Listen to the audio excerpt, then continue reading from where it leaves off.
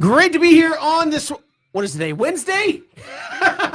Kevin, BJ, and Ben, so much to get to on the show. We're talking a lot of NFL football with reports, depending on who you follow, who you give credence to, that the Jags may be getting closer to hiring a head football coach. We'll talk some draft with Oliver Hodgkinson of the Pro Football Network. He's got a 4-round mock draft out. Some interesting decisions here for the Jags and the Atlanta Falcons. Also, 3:30, Kansas City Chiefs Hall of Famer. Great player there for Kansas City Chiefs. Former fullback Tony Richardson will join us here this hour, as well as Scott Strickland, head baseball coach at the University of Georgia, will join us. They're number 14 in the preseason baseball poll that is out. Season begins coming up in mid-February. But fellas, plenty to get to. Hit us up on Twitter at Pigskin Radio. On Twitter at Pigskin Radio. We're also streaming live, ESPNCoastal.com. And you can also see us streaming live on Facebook, Twitter, and YouTube, our YouTube channel. They're at ESPN Coastal. A lot of reports out there about the Jags. Some saying Byron Leftwich is going to be the next guy. Others quickly refuting, saying, no, the Jags are not there yet. Still some guys out there. Adam Schefter saying the Jags continue talking with the Bucs offensive coordinator Byron Leftwich and Colts defensive coordinator Matt Eberflus, amongst others, but are not close to a deal with anyone at this time per sources. Jags still haven't decided which way they'll go. Organization is still going through the process and figuring out. That is from Adam Schefter. Obviously, we talked to some folks last week, Ben, on the show, and said it could come pre-Super Bowl once teams start getting eliminated. Obviously, you didn't think Byron Leftwich would be thrown out there this quickly, because a lot of people, I think, thought that Tampa Bay would still be playing here this week. But since they have been eliminated, obviously you have much more time and capability to extend talks with Byron Leftwich. Yeah, I think sometimes, too, you got to be able to decide about Mr. Khan is going to have to decide, do I want to go with the culture of the NFL, which is, not hiring guys like Byron Leftwich, let's just call it what it is, or do I want to do it for more what the NFL is becoming? I want a head coach and not just to do X and O's. I want a head coach that can resonate with today's players. I want a guy that's been in that locker room, who understands what Trevor Lawrence is going through, being not just a number one overall pick, but a first round pick, and a guy who has a proven track record. I mean, BJ, me and you was going through Byron Leftwich resume as a coach. I mean, went from quarterbacks coach at Arizona to interim offensive coordinator, and obviously you see what he's done with his couple of years there with the Bucs. Sometimes, and I know I talk about this a lot. Look, I appreciate Kevin, I appreciate BJ for giving me an opportunity to be on the show.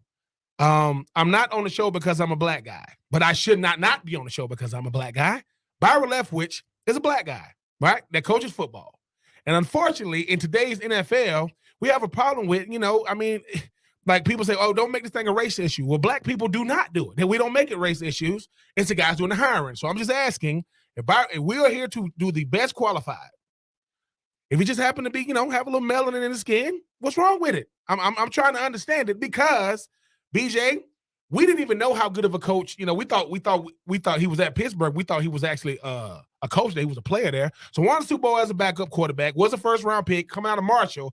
By the way, it wasn't like he was at one of these big time schools. And now you see what he's doing in the coaching ranks. I think Byron Leftwich will be the best hire, because he understands the culture of Jacksonville. He understands what your star quarterback is going through, going into his second year, and he's done it with with guys like Kyler Murray. Now you get, Tom Brady. So I've had a young quarterback. I've had the best quarterback to ever do it.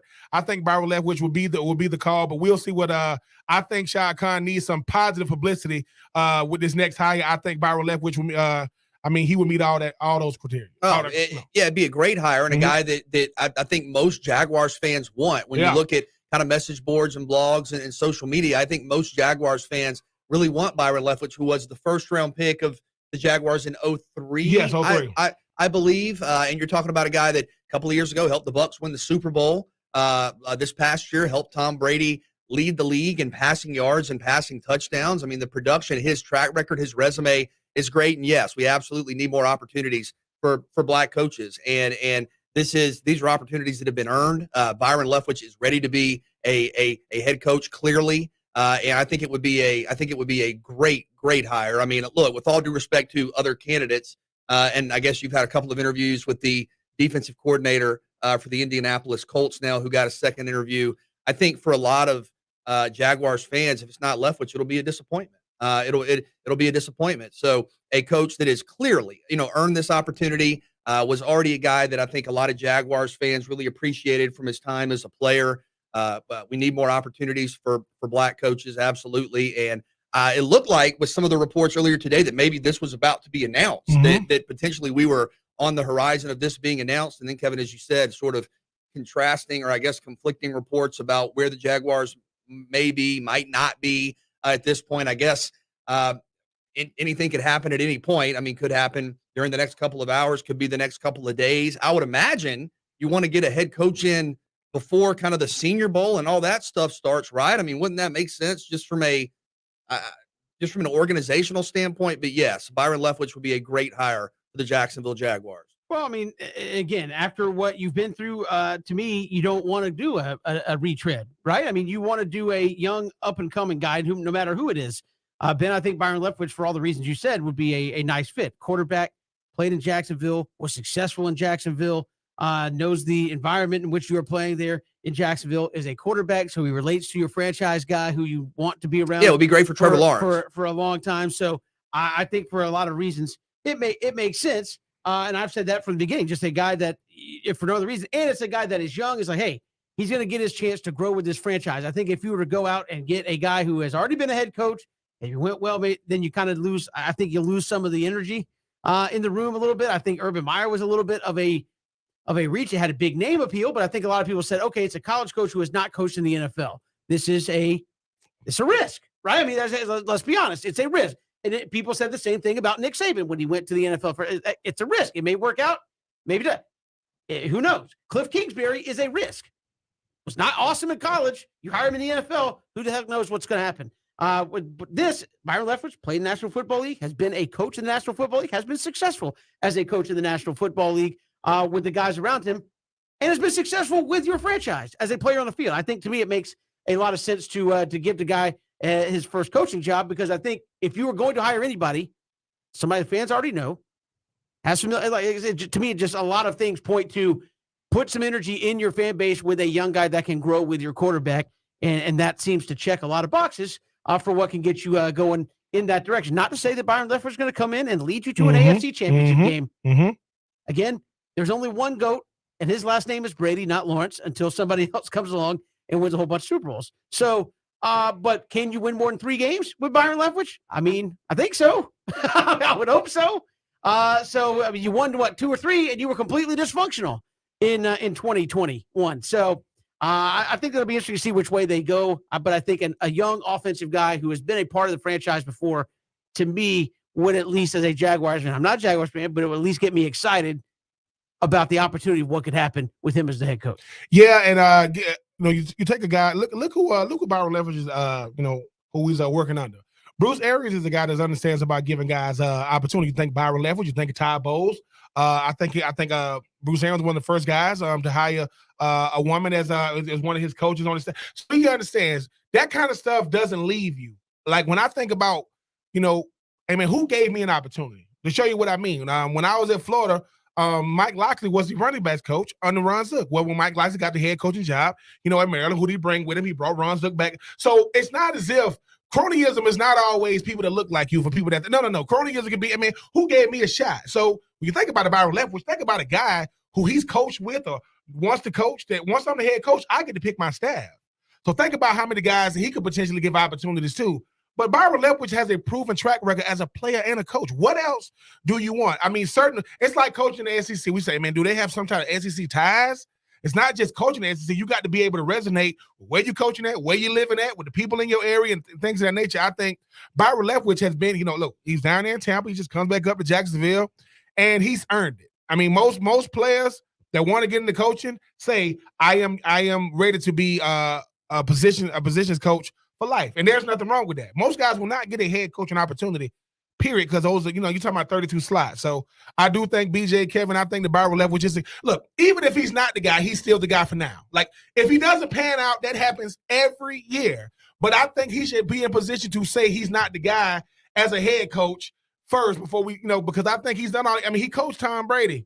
What not only that, again, the last 2 years, if you look at Byron Leftwich's resume, you have a Super Bowl championship. Jacksonville, in the history of your organization, you've gotten close to that, twice? Twice. So you have a guy that has won a recent Super Bowl as a play caller, as the offensive coordinator. And then this past year, or this season, still ongoing, I guess, Tom Brady led the NFL in passing yards and passing touchdowns. Yes. And if you're thinking about who is the kind of face of the franchise, the future of the fan, it's Trevor Lawrence. And you have to get a coach that, Kevin, as you said, not only can develop Trevor Lawrence and can, share what he shared with Tom Brady with Trevor, but he played in Jacksonville. He was a first-round pick in Jacksonville. He knows what Trevor Lawrence is dealing with, and he comes over having worked with Tom Brady. And Cam, you mentioned this yesterday or the other day, helped Tom Brady to the most statistically successful season he's ever had. So you have a young quarterback, you get the offensive coordinator for the Bucs who won a Super Bowl. Yes, be a great hire. Yeah, again, we'll see what happens. Again, a lot still to play out with this, but I think even if you just look across the league, guys who are listed as candidates, to me, he still makes the most sense. Even if you want to say, well, hey, are we only going to look at minority coach? I think he's a better fit than D'Amico Ryans. I think he's a better fit than Eric Bieniemy would be. I do, simply for all the reasons that we talked about, that he is familiar with one of the, I won't say it's the worst because I think Cleveland's out, but it is one of the more losingest franchise. That's not even a word, but franchises in the NFL. Because they have not been consistently successful. And neither was Tampa, by the way. Like when people say, that's another thing that people ain't looking at. Tampa isn't like a usual winner. It's not like, they're here every year. No, I was in Tampa. I was in 2008. That was, that was John Gruden's last year. All I'm saying is when you're doing that franchise that don't have a long tradition of success, because Miami is in a different category because they're the only undefeated team. But Tampa and Jacksonville, Tampa's 1-2, but it ain't like Tampa just miles and miles ahead of, Jacksonville. I just think that sometimes a guy has to see like how it takes to build a franchise from the ground up. So, I think the Byron Leverage at the end of the day, is built for it. But like I said, we'll see if he gets a chance. We've got more to come here on 3 and Out. We're talking NFL football draft, obviously on the top of everybody's mind. That's not still in the playoffs at this point. Oliver Hodgkinson, Pro Football Network, will join us coming up in just a little bit. He did a 4-round full mock draft. Got some interesting choices for the Jags there and the Atlanta Falcons. We'll break it down with him and how much can change over this process in the coming weeks. Also, Tony Richardson will join us, Kansas City Chiefs Hall of Fame fullback, one of the greatest to wear that Chiefs uniform as well. He'll join us coming up in about 20 minutes. It's 3 and Out all across the Southern Pigskin Radio Network.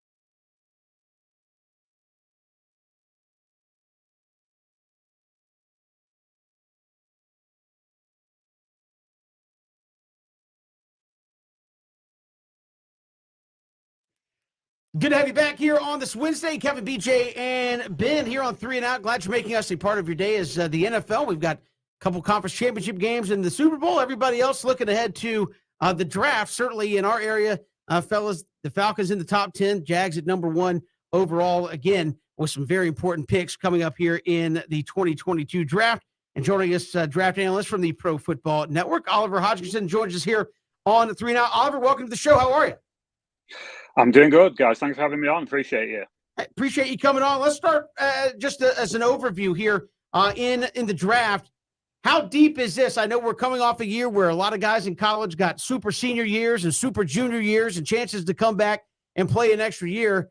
How deep is this draft class just on raw talent alone?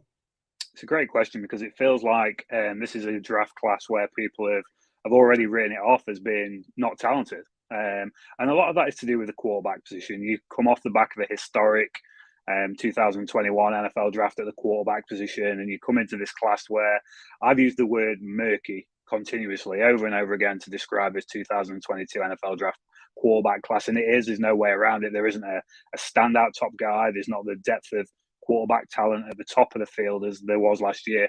But overall, I think this draft class is stellar. There's a lot of good wide receiver talent. It's a fantastic edge class, and I know the Falcons are a team that are perpetually looking for edge players, and this is a class which is absolutely rampant with edge talent. Cornerback talent, I think, it's an underrated class for cornerbacks. There's 4 or 5, maybe 6 guys who were potential first-round cornerbacks in this class as well. So I actually think it's a really talented class. There's a lot more guys go back to school this year than I was expecting. Some big names return to school that I was hoping to see in this class. But overall, I think it's a deep class. I think it's a talented class, and there's plenty of talent out there for NFL teams that have got plenty of needs. Oliver, if you're Jacksonville at number 1, how do you compare and contrast potentially an offensive tackle like Evan Neal to protect Trevor Lawrence versus one of these edge rushers that a lot of people, it seems like the consensus is maybe Hutchinson and Thibodeau are the top 2 players overall on big boards. How do you compare those options? Yeah, for me, I think whenever you invest in a talent like Trevor Lawrence, like the Jacksonville Jaguars did last year, you have to protect the guy. It's as simple as that as far as I'm concerned. And yeah, there's great talent in Kayvon Thibodeau and Aiden Hutchinson. They are undoubtedly 2 of the best. Incidentally, for me, neither of them is the top player on my 2022 NFL draft big board at this moment in time. But I think in terms of pure development for Trevor Lawrence, in terms of keeping him clean, you can't go wrong taking a guy like Evan Neal at the first overall pick. I think it's a smart thing to do. And for me, I don't understand. The Jags last year are in a position where they had to take Trevor Lawrence. You don't pass up on a guy like that. But I think if you're a franchise, and we're going to see it this draft class with Pittsburgh, with Carolina, you need to ensure that your offensive line is in place, is solid, before you even contemplate sticking a draftable quarterback behind that offensive line. So, yeah, for me, the Jags, they can take Evan Neal at number 1. And I've seen Ikem Ekwonu as a number 1 overall pick in a couple of mock drafts as well. That wouldn't be upsetting. I think Evan Neal is the guy at number 1. And then you can, I mentioned earlier, the edge class is deep. So in my latest mock draft, I got the Jags taking a edge player in the first pick of the second round. So that talent, you aren't going to get a guy like Evan Neal later on in the draft. So for me, it's a no-brainer for the Jags, but that doesn't always work out to be how NFL front offices see it playing out. Oliver, you got the Falcons taking Kyle Hamilton, the big-time safety for Notre Dame. What makes him special, and how much better can he make a very, very young Falcons defense? It's a great question. I have got Atlanta taking Kyle Hamilton in my latest mock draft. For me, he is the number 1 player in this class. You mentioned people talking about Thibodeau and Aiden Hutchinson. Kyle Hamilton, for me, is there's not enough superlatives to describe what Kyle Hamilton is. I've called it in various different pieces over the past few months. I've called him a freak. I've called him a unicorn. The guy is 6'4", 219 pounds, the best part of, and he has everything that you need to marshal a defense from a secondary. You know, the guy can come downhill with ferocity and lay a hit. He's such a physical player because of that size. Allows him to be physical against the run. He is so athletic, side range. You saw it early on in this season. the thing with Kyle Hamilton that I think a lot of teams might struggle with is the injury this year. What are they getting? How is he going to come back from that? For a player whose athleticism is such a big part of his game, to then come back from a leg injury is going to be interesting. But side-to-side range, you saw it in the early games. FSU, two great plays on the ball, showcasing his range. He's got those incredible ball skills as well. And just an intelligent guy. You don't get to Notre Dame without having a level of intelligence behind you. And Kyle Hamilton showcases that on the field. Yeah, like I said, I don't think there's enough words to describe the uniqueness that he is. I've seen people who have been doing this longer than I have say that he's the very best safety prospect that they've ever scouted.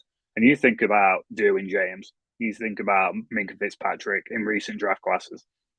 That's saying something about Kyle Hamilton. And I completely agree with it. It's so difficult to even find a flaw in his game. The big thing, like I say, is how he comes back from the injury. And it seems like, Oliver, that with that, obviously safety, I mean, if it's the best player on your board, take him. But the Falcons have so many needs.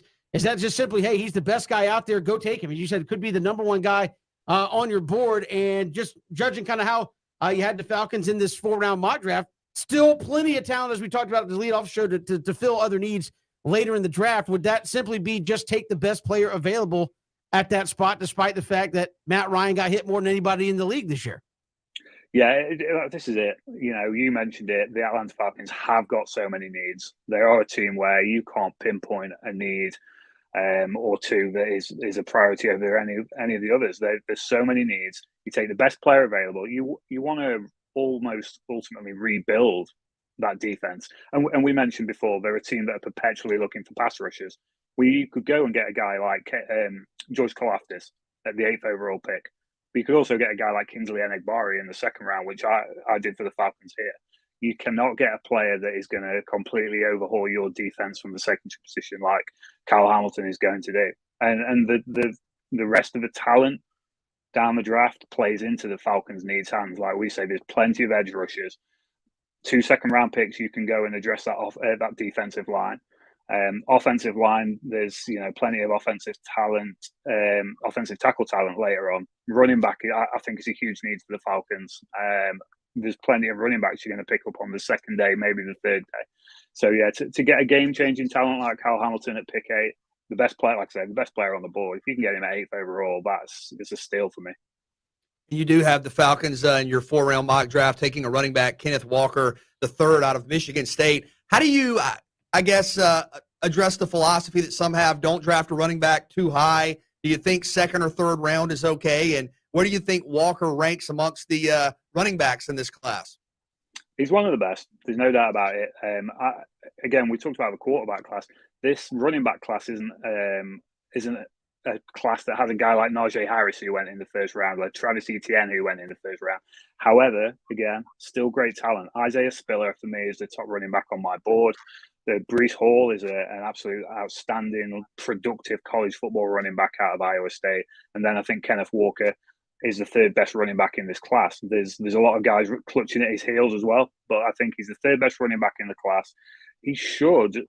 It's a difficult one to call because until free agency plays out and you see what happens with teams addressing needs in free agency, you don't really know until then how the board is going to fall. So you could have 2 running backs go in the 2nd round. You could have 3, 4 running backs, depending on what teams need, how they've addressed those needs in free agency. But right now, when I do my mock drafts, I do it based on the needs that they have right now. And I could see Kenneth Walker fall into the 3rd round just based on the needs that a lot of teams have. We asked a load of people on social media what they thought they shouldn't draft in the 2022 NFL draft, and nearly every fan base except the Miami Dolphins were like, "Oh no, don't draft a running back. We don't need a running back." The Falcons, Cordarrelle Patterson has been an absolute sensation this season. Mike Davis hasn't been all that. Quadri Allison isn't, all that. So I do think it's a position of need, but it's a position of need that you can address in the 2nd day, and maybe even the 3rd day. Well, Oliver, I mean, if you're a GM, do you draft for need or do you draft best player available?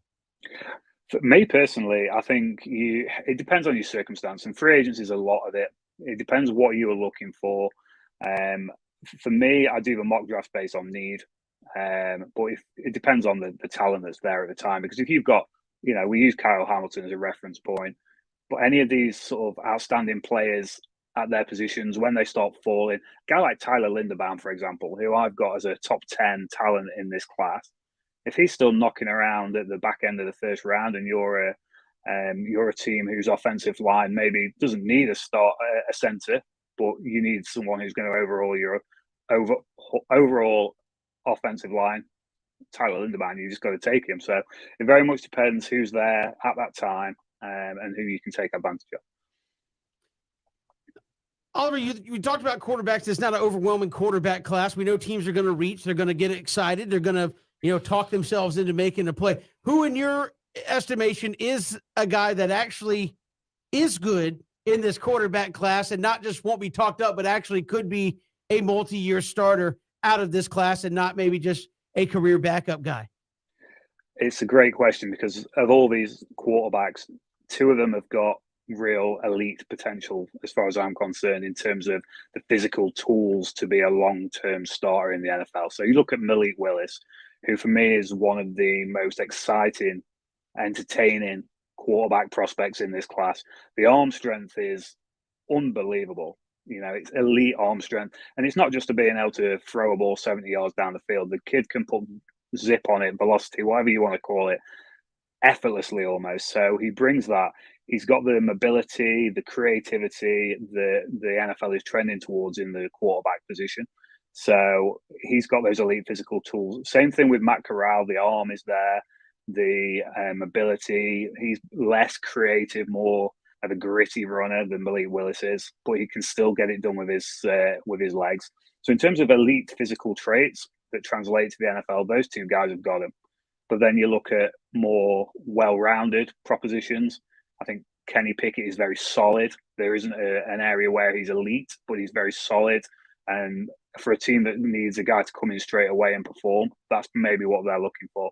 I actually said the other day on a show that I believe Western Kentucky's Bailey Zappi has the potential to be the longest, have the longest NFL career and potentially the best NFL career out of all these quarterbacks because his level of intelligence, how he reads the field is elite as far as I'm concerned.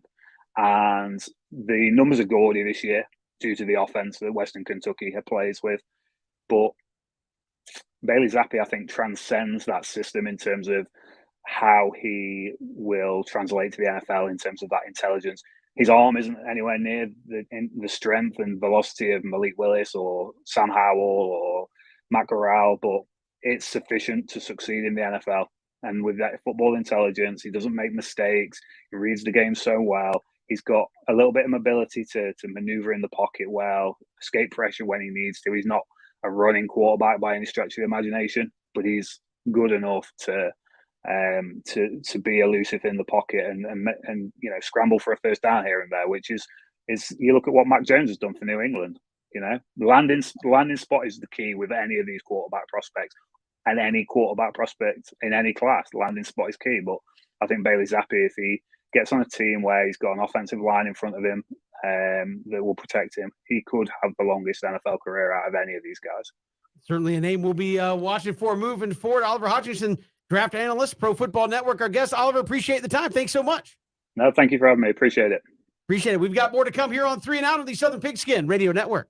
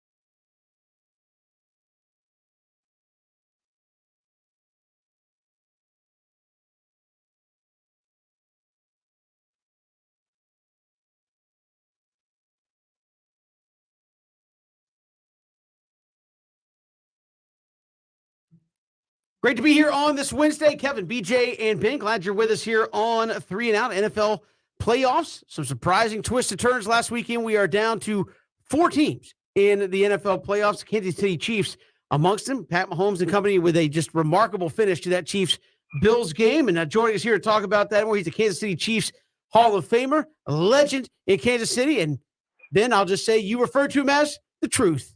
Tony Richardson joins us here on 3 and Out. Tony, welcome to the show. How are you? Hey, man, I'm doing well. Thanks so much for having me on. It's a beautiful, balmy, 30-degree day in New York City, so thanks for having me on today.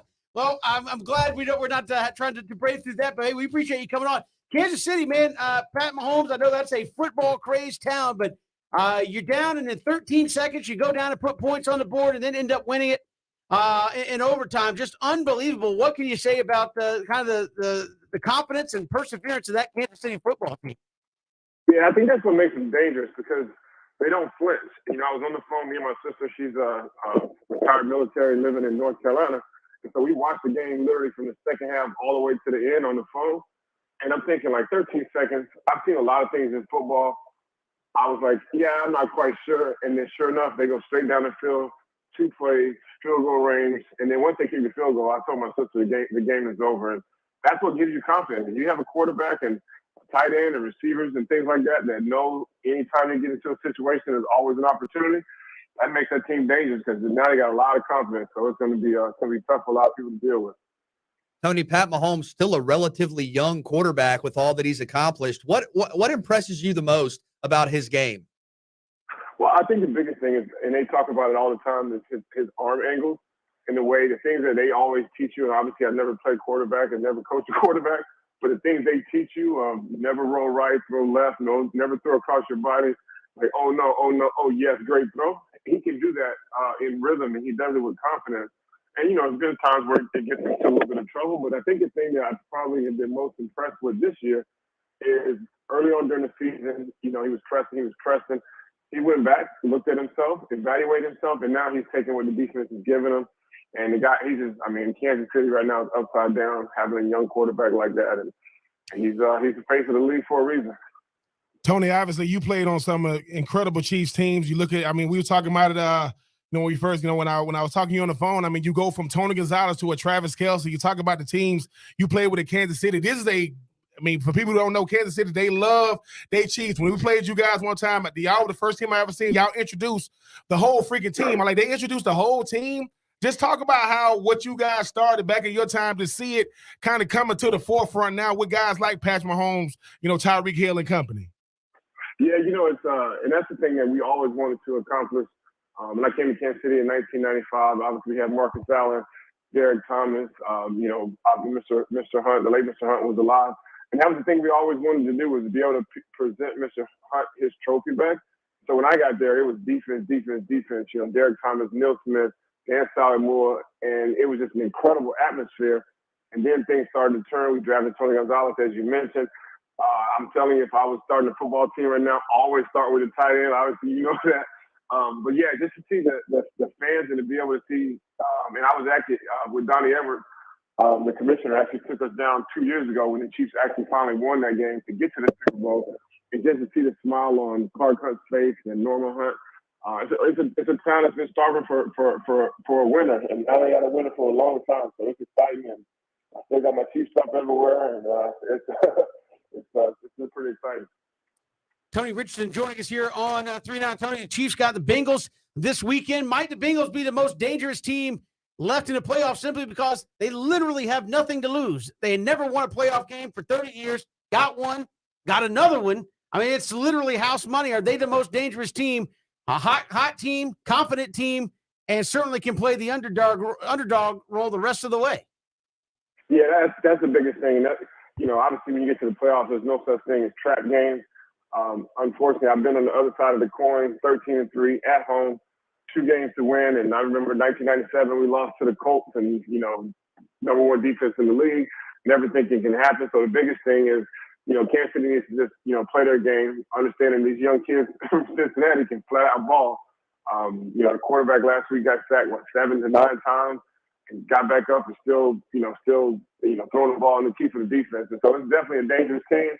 I think Arrowhead, the crowd, may be able to rattle those boys a little bit because it's an atmosphere. It's going to be like none other. So I'm excited. It's going to be by far last week was the best playoff football week I think I've ever seen in my life. So it was. I'm hoping we get 2 good games on Sunday. Wanted to ask you about the evolution of the fullback position because of the teams left, you have some really talented, dynamic fullbacks. For as much as teams spread the football out, and yes, you're going to throw for 300 yards, you have to be able to convert the goal line. You have to be able to convert short yardage. Talk about the value of the fullback, Tony, if you can, in today's NFL. Yeah, and it's funny, and I tell people all the time because it was like, oh, the fullback position is dead, the fullback position is dead. And I said, you know what? When the playoffs start, the weather starts to change, watch how the fullback comes back to play. And like Huschek, I've reached out to him a couple times just to let him know how much I am impressed with his game. It's just one of those things. And even from Kansas City standpoint, even though they do that RPO, the plays in which in some of those formations, it's the same thing. It's just different people lined up there. When you have Travis Kelce motioning into the backfield and, throwing it out, and the Holmes is at the fullback position. So those things actually happen.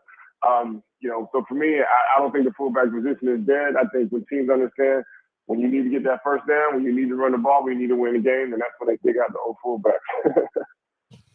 Tony, when you talk about the last 4 years, obviously 4 AFC Championship appearances, when you talk about this team as a whole, they was able to, get that defense right with Tyrann Mathieu and coming to Chris Jones and coming to you look at what Patrick Mahomes is doing. How long, as long as they keep trying to do their best to keep everybody together, they should be a usual suspect, not just in the playoffs, but competing for Super Bowls for years to come. Which is absolutely a great point, which is absolutely crazy. You think about, like you said, 4 AFC Championship games. If they're able to go to the Super Bowl this year, 3 Super Bowls in a row. And like you said, it's such a young nucleus. Obviously I'm pulling for Eric Bieniemy to potentially get a head coaching job. He was my running back coach when I was with the Vikes. But even through that, you still, and obviously everyone knows it starts with that quarterback position, and you have the skill positions, and guys are just plug and play. You get Pringle in there, all of a sudden you're like, wow, where did this guy come from? You get Hartman in there, where you come from? We know Tyreek Hill, his feet are moving so fast. Sometimes I don't even think he can even realize how fast he is. He's the fastest guy in the league. So they're doing some great things, and week in and week out, man, I'm very surprised and very impressed. When they get to the red zone, no team has been able to stop them because they do so many different things. And like you said, Chris Jones and you got Clark, you got all them boys, man. So it's a team that they're built to win for the next at least 4 to 5 years. Tony Richardson joining us here on 3 and Out. Tony, what's it going to take for us to bring the fullback back? Like what happened? When's it coming back? Well, I'll tell you what. My last time touching the football was 2011, so I know I'm not coming back. So I can definitely see that. But no, I think it's a different game, and I got a lot of my boys now who are actually coaching, college ball and coaching in the NFL, and it's hard to even recruit fullbacks or even evaluate fullbacks because the running backs aren't really asked to do that because now the RPOs and all those different things, and there's really no college teams that are really running the I formation. But they're still trying to throw that tight end in there, which, there's no offense, but, it just takes a different mindset to go in there. But I think eventually, like when you see Huschek, like to me, like I said, he's arguably the best fullback, not necessarily still in the playoffs, but definitely best fullback in the league. And, more teams are going to start to see what the 49ers are doing because that's just smash mouth football. Looks like it's trick football, but it's not. They're coming straight downhill. Obviously, a lot of motion and things like that. So hopefully, one day I'll be able to look back and like, man, I played fullback, and the little kids are like, man, what's a fullback? I'm like, it's like a dinosaur that we used to exist, but we're still around a little bit. Finally, Tony, you have an incredible resume on the field, but off the field, I know you've done a lot of community and service work. How important of a priority has that been for you throughout your life to give time to others? Yeah, that's what it's all about for me. Anyone who knows my story, my dad was a military man, 32 years, Vietnam veteran, Purple Heart, and I was born in Germany. And all I saw in my life was my dad and my parents just giving and giving and giving and service and service and service. And, first thing you do when you get to Kansas City, Carl Peterson having signed our contract, and you had to do 5 community service events. And I would just ride the coattail of, Derek Thomas and Neil Smith and, Rich Gannon and all those guys and just kind of see the different things they were involved in. And all of a sudden you do 5 and you're like, oh man, I did 5 in a couple of weeks. And so you just want to get back out in the community. And Kansas City is such a close-knit community that all the players want to serve. Most all the players had charities and foundations, and that's something I still carry over into my adult life now. Tony Richardson, our guest here on 3 and Out. Tony, really appreciate the time. Thanks so much. Anytime, man. Thanks so much for calling me. Anytime you guys need me, I'll be right here in New York freezing. Well, it's nice and boy. Come visit us down the coast a little bit. It's a little warmer down here. We appreciate it. Tony Richardson joining us here on 3 Now. We got more to come all across the Southern Pigskin Radio Network.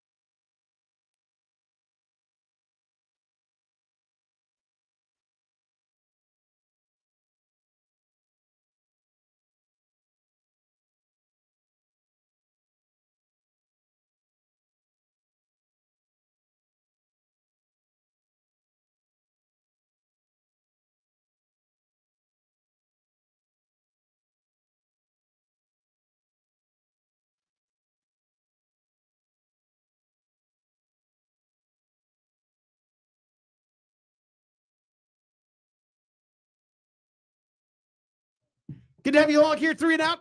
Kevin, BJ, and Ben. They did it again. Who? Georgia and Alabama. Georgia beat the Tide again. Oh. And I'm not talking about on SEC Network. Christian, who's your favorite Georgia basketball player? I'll wait. Favorite Georgia basketball player plays for Duke. Yes.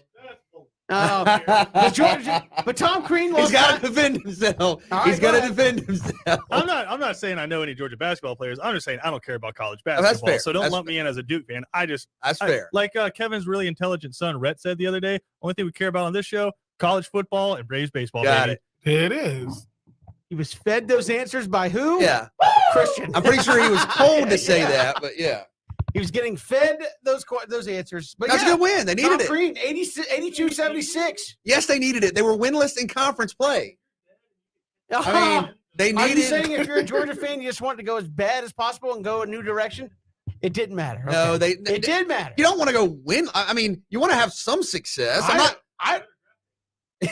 not saying they're going to the big dance, but look, you take it. Oh, they could if they win the conference. Right. I mean, I know how it works, but I'm saying Alabama was in the top 25. What, last week? What if they pulled off? Was it Tubby Smith or Dennis Felton was the coach when they went dead last to winning the SEC there when it was at the Georgia Dome look, over at Georgia Tech? What that's a 30 for 30? That's what they be talking about? Yeah, and I mean in the SEC, listen, Auburn almost lost last night to Missouri. Can't handle being after being number one in the country for the first time ever in the AP poll. But they did win. That's the Kevin Thomas. All I'm saying is it's easy. If you get off to a bad start, look, credit to the Dogs. Played Alabama. That's a fringe top 25 team. You got the dub. You needed it. That's a good win. At the end of the day, they got the dub, and I like how Chris was like, listen. Don't come at me like Christian said he roots for the Dogs through and through. I don't got to know who on the basketball team. I just figured out who the coach. You and Kevin have both made jokes in the last week about Georgia football fans. No, it's not. Duke / Carolina basketball fans. I'm not going to call anybody's name out, but I know big time, Georgia Bulldog football fans that when basketball season comes around, they be like, Duke is going. They're going to be good this year. That would be the ultimate. Does Todd Gurley wear North Carolina Tar Heel stuff? No, Duke. Oh, where's Duke? Yeah. He went to Georgia, so he is fully embracing the embodiment of being a Georgia fan. I played at Georgia. Well, I mean, it's a Florida basketball player that's fully embodied what Georgia wanted. That's true. We got take 3 to get to when we come back. Also, David Ortiz, the lone inductee to baseball's Hall of Fame. We'll get to that and more coming up next hour, 3 and Out, all across the Southern Pigskin Radio Network. Hit us up on Twitter at Pigskin Radio, streaming live at ESPNCoastal.com.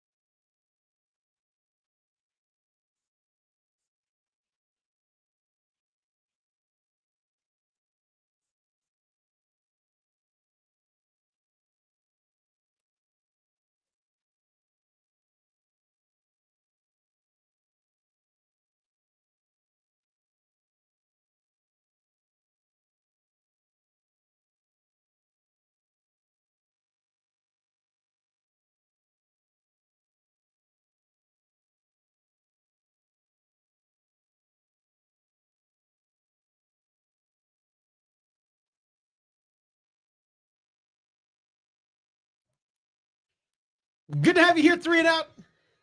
Southern Pigskin Radio Network, Kevin, BJ, and Ben. Take a look at the best early season college football games coming up here in 2022. Also, David Ortiz, your lone entrant into baseball's Hall of Fame so far here in 2022. There will be the Veterans Committee.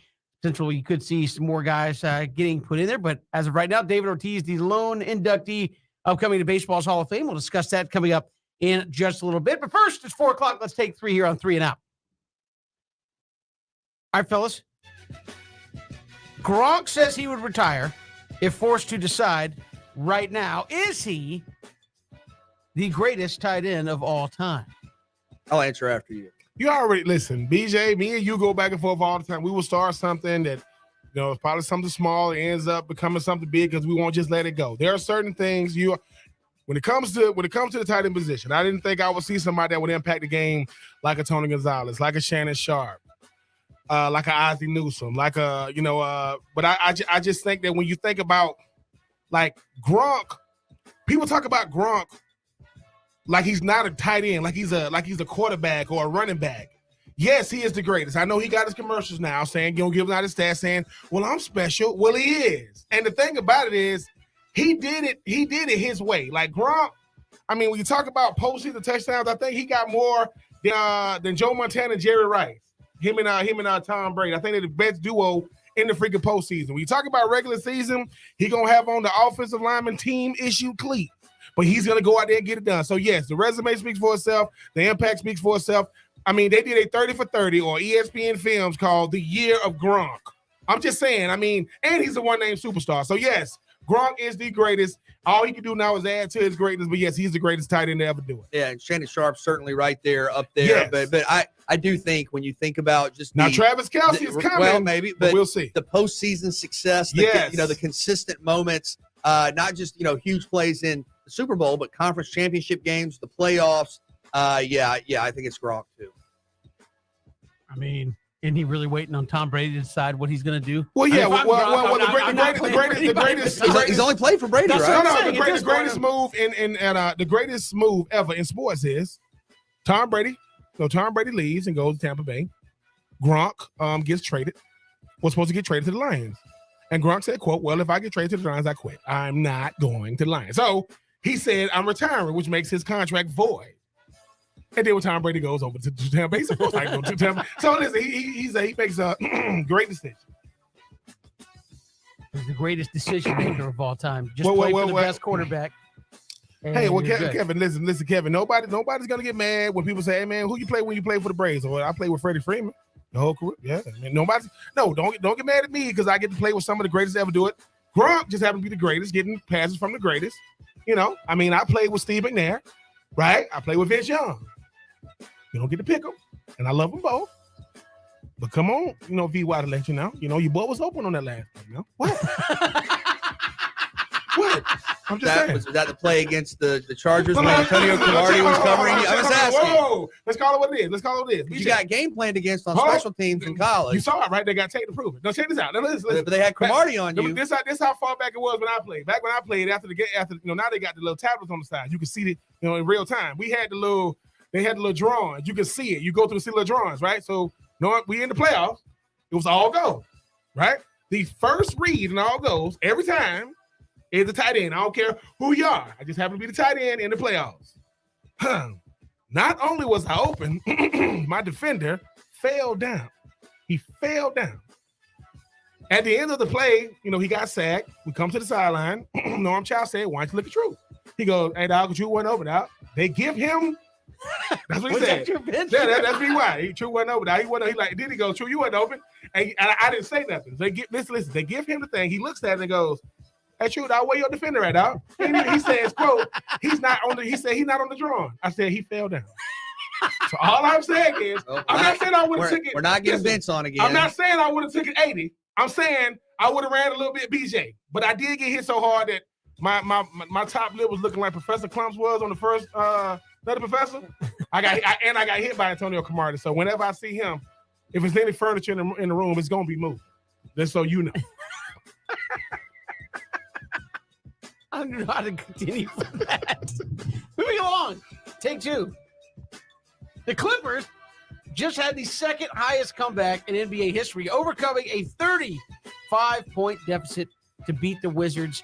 How does that even happen? Yeah, how this do you is- come to even own a record like that? This has Apparently somebody sucked even Yeah. more than that. This has nothing to do with the Clippers. This has nothing to do with the Clippers. This Yep. is all about the Wizards. Come on. How do you do this? And I think they were up 35 with like a minute left in the second quarter. They were up more than 30 at halftime, right? So it's not like, I don't know, a weird thing where you give up 40 points in the first quarter and score like 8. No, it was about the midway point, and you're down 35 points and you lose. That's absolutely incredible. I don't know how to explain that. I don't. I mean, you understand that teams go cold shooting, but in the NBA, I mean, you get to the foul line a good bit. I mean, rebounds, I mean, just like the time it takes to get up and down the floor, you would think that would be hard to do. That's incredible. And to me, less about the Clippers. I mean, credit the Clippers. They said, we're not done. And I think there was a quote. I was reading the story. I can't remember which player it was, but said, yep, we got down 35. I looked around and said, got them right where we want them. And came back and won. So, look, credit the Clippers, but you give up a 35-point lead in basketball? I mean, I have no idea. My answer to the question is I have no idea. Well, number one, it shows that whoever playing for the Wizards, if that's not screaming, I'm trying to get the hell up out of here. Nothing screams more. Bradley Beal trying to get up out. They are wasting Bradley Beal's talent. He need to get up out of Washington. But the Clippers owe this one because this is the same Clippers team. I think last year, a couple of years ago, I think they were losing by like 60. I think they ended up losing Was by it like the 40. Portland? They lose to Dallas. And the thing is, listen. I mean, I'm just saying, like Doc Rivers is somewhere saying, y'all thought I was the problem, right? Y'all thought I was the problem when I was in LA, right? What you got to say now? I know we lost. I know we was up 3-1 and lost, but since then we've lost. They've lost by what, 56? It's the NBA, and it shows some pride. Like if you're the Wizards, you say, "Hey fellas, let's not blow this. Let's find a way to get this done." Here's my question. At what point do you get concerned? Like, if you're on the floor and you're looking around, you're like, all right, they trimmed it down to 25. All right, they trimmed it down to 20. At what point you're like, no. At what point do you look at the coach and say, call a timeout? Like, call a timeout. oh, Cam saying no Kawhi, no Paul That's George. Embarrassing. You don't even got the superstars with the Clippers. What? Listen, nothing screams, dude. This ain't. I mean, this when we're ain't only up about 15, I'm looking going, we got to figure something out. I'm we just got to saying, do you up by something. 35. I get, you hit a couple of threes, somebody get an and one, you start looking around. If every player's looking around like, dude, who gonna stop him? What, that ain't Kawhi over there? Kawhi's, well, last time we seen Kawhi on film, he was probably doing something he shouldn't have been doing. We ain't gonna talk about. You ain't seen the video of Kawhi Leonard? Yeah. Somebody put the, they was a home game and Kawhi ain't playing. And let's just say Kawhi was he was putting something in something to do something with it. That's all I'm gonna say. I'm not gonna say what he was doing. But but not only did he not look confused, he like this, man, get the camera off me, man. Did I just tell you? So, but no, 35 points. That's once again, I know we're gonna talk about David Ortiz. Kevin don't like David Ortiz, not because he didn't get in the Hall of Fame. No, because he is promoting laziness. Right? and then No. But BJ, once again, we keep going back to this. Why is it so hard to box out and rebound? Like, why? Stop looking at the path of the ball and You need to get Torian Prince in there to give a lesson on rebounding. Go back. Listen, go back to the Last Dance. There's part on there when Dennis Robinson said, it go this way. Or it go that way. Like, I'm just looking at rebound, people. It is a lost art. Rebound the ball. 35 points, that's ridiculous. That's why you're the Wizards. We're moving along. Take 3. Which is more likely next season? Tom Brady is the quarterback of the Bucs, or Aaron Rodgers the quarterback of the Packers? A lot of people think, despite all the bad blood, he might actually end up in Green Bay again. Yeah, a couple of days ago, I might have had a different answer, but I think it's Aaron Rodgers with Green Bay now. It just seems like Tom Brady had the quote saying something like, I have to make a family decision, and it's not just about me. And that kind of opens the door, at least possibly. Could this be it? I don't think it is. But then I saw Aaron Rodgers came out and said, or indirectly referenced, could I get franchise tagged or something like that? And I don't know that I feel great about either. I mean, for the longest time, the rumors have been Aaron Rodgers, and I'm not saying from official sources, but just like people speculating have been, Aaron Rodgers is going to go to Pittsburgh and it's going to be with the Steelers. So who knows how real that is? But at this point, I guess, given that at the very least, I assume we know Aaron Rodgers is going to play football next year, We don't know if Tom Brady's going to play football. So because of that, I will say more likely that Aaron Rodgers is with Green Bay. Yeah, I'll go with Aaron Rodgers as well. Aaron Rodgers is the diva. Let's just call it what it is. I mean, he has to make some type of waves. I mean, he's on podcasts and all kind of stuff. I mean, I get it. But BJ and Kevin, I mean, one has dealt with him his whole career, so you're used to him. I'm used to Aaron. This year he grew his hair out and got married and all kind of stuff. I mean, and the other guy is 44, going to be 45 years old, and you just don't know if he has kids that he spent his whole career want to be able to be a dad and a husband, all these different things, which is cool. I think it's going to be Aaron Rodgers because I'm sorry, Jordan Love. Green Bay tolerates you. They do not want you out there next year. And that front office is going to have to sit down with Aaron Rodgers, saying what they did with Brett Favre, and say, Aaron, what? We're sorry. We shouldn't have said what we said about you publicly. We meant it, but we shouldn't have said it out loud. You are a lot to deal with, dude. A lot. But you're the best option we have. You're one of the best quarterbacks to ever do it. And we want to try to have another Super Bowl run. So for that, I'm going to go with Aaron Rodgers back with Green Bay. Don't think he's going to anything in the offseason. We're going to probably see him in, somewhere in some island, somewhere jumping off a huge cliff saying, I see you in, first game of the year. But I think it's got to be Aaron Rodgers at this point. He's still got a lot left in the tank. That's take three. I agree with you guys, by the way. Probably going to be Aaron Rodgers. I think Tom Brady, again, the recent comments makes me think that maybe it is just, I've done all I can. I mean, he's been hitting that mark. He's already done all he could do 3-4 years ago. But I feel like Aaron Rodgers probably more likely to be in Green Bay. We got more to come. We'll talk about David Ortiz since I got called out. Apparently, I said he promotes laziness. I don't know if I've ever said that. Get out there and play defense. We'll come back and talk about it next year on 3 and Out.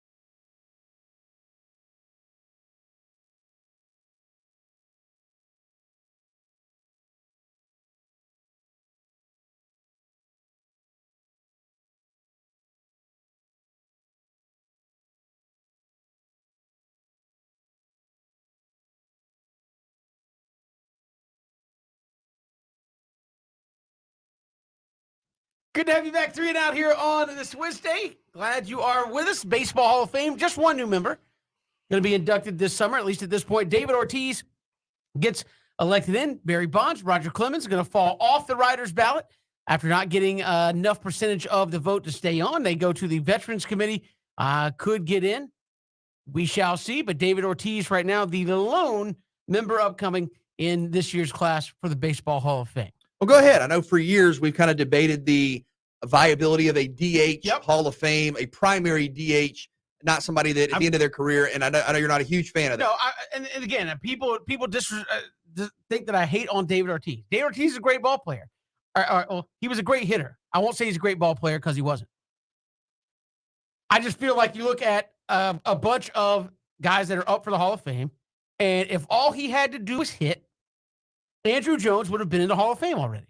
He probably should be there anyways, in my opinion, but you're about 10-time Gold Glover, maybe the best center fielder since Willie Mays that people have seen play in the outfield, over 400 home runs, and he played every single day out in the field. You say, well, what happens if they don't hit him balls? You still got to go out there and play, and running and diving and jumping into walls, sliding for baseballs. It has an effect on your body. It does. Could Andrew Jones have played till he was 40 if all he did was sit on the bench and swing a bat? Maybe. And again, I'm not hating him, but again, you look at the Hall of Fame, David Ortiz, a great hitter. He wasn't the best baseball player on the Hall of Fame ballot this year. And I know people can debate Bonds and Clements, and I understand the steroids, and I get it. I'm not one that's even going to argue with you if you don't want to vote for them. But I do think you look at David Ortiz, and he did have, however you want to frame it, there was at least he was on a list of reported failed drug test guys around MLB that got leaked out there. However you want to take that. He is another case study of a guy that was better at 40 than he was at 27 and 28, which is supposed to be your prime baseball years. That normally does not happen in baseball. And again, I think his career was aided by the fact that he did not have to go out there and play every single day. All you did was work on hitting. And I know, BJ, you said, look, well, that's a skill set. Mariano Rivera still had to be ready to play every day because you mentioned the closer. Will Smith still has to be ready to play every single day. Yeah, for the most part. Yeah, David Ortiz knows, hey, I get my hacks in and I go sit down. Closers had 100. I mean, most. No, but I mean. Okay, first off, closers don't come in when you're losing. So if you lose 50 games minimum, normally more than that. No, you don't play every day, and that's my whole problem with the David Ortiz. Do I agree with the overarching theme that could a player that maybe played in the field and was a dramatically impactful player and it took a toll on their body be more impactful at the plate if they didn't have the defensive responsibilities? Yes, I think that's true. But I also think if you're saying David Ortiz was not a complete baseball player because he only hit, well, pitchers only pitch. Should pitchers not be in the Hall of Fame? No, they should be. They don't hit. They should also hit. They do in the National League. Okay, but no, hold on, because if we're going to be consistent, at least for the next should a pitcher from the American League not be in a Hall of Fame? No, they never ever bat. But if David Ortiz never fields, and that's our problem, pitchers in the American League never bat. No, I do think it comes into consideration for the voting, though. So you would not vote for an American League pitcher in the Hall of Fame?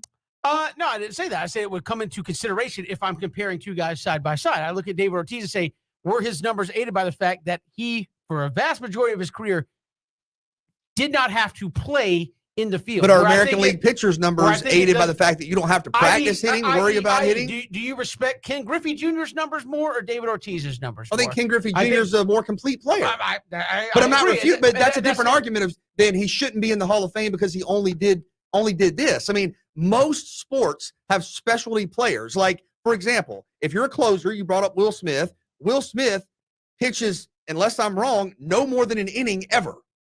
On the postseason, he did a little bit. Well, in the postseason, maybe. But for the most part in the regular season, in a 9-inning game, you never play more than an inning. For most relievers, if you're seeing more than 3 or 4 batters, you're out. Yeah, that means you've messed up. And Mariano Rivera was the most dominating postseason. Sure, but I'm saying any closer, right? Like I think Billy Wagner's on the list. You could say for any closer, well, wait a second, you're not a baseball player, like you're saying with David Ortiz. You come out and you pitch for 1 inning. And I think some of those numbers are inflated. But what I'm saying is, get a save. I would never say that because that's part of being a baseball player. Ben, you were a football player. You never kicked a field goal. You never tackled anybody. I tackled somebody. Okay, well, Hold on. You never snapped the ball. No, I you didn't. never ran the But football. I will say this. Hold on. But I think both of y'all make good points. Look, I'm watching. The dude hit 541 home runs and had a 400 on-base percentage in the postseason. But in a sense, that's why you need, that's why, like, nuance is important. That's why perspective is important.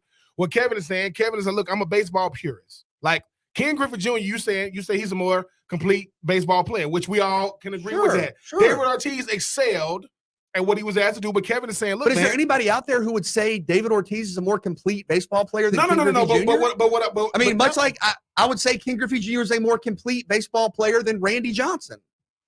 Right, but at the same time too, if there's going to be somebody come behind David Ortiz, they're going to have to do, what he did, like postseason, regular season, hits, home runs, impact, WAR, all those things. But I'm watching a, I'm not going to pub, but I'm watching a favorite podcast of mine last night, and they were talking to a player that played, before I played, and they was asking him about the NFL today, and he was like, "Oh no," he said, "I don't watch it because it doesn't reflect the NFL he came up in." Like he ain't saying it's not the NFL, and he ain't saying that players aren't incredible, but he said, "Dude."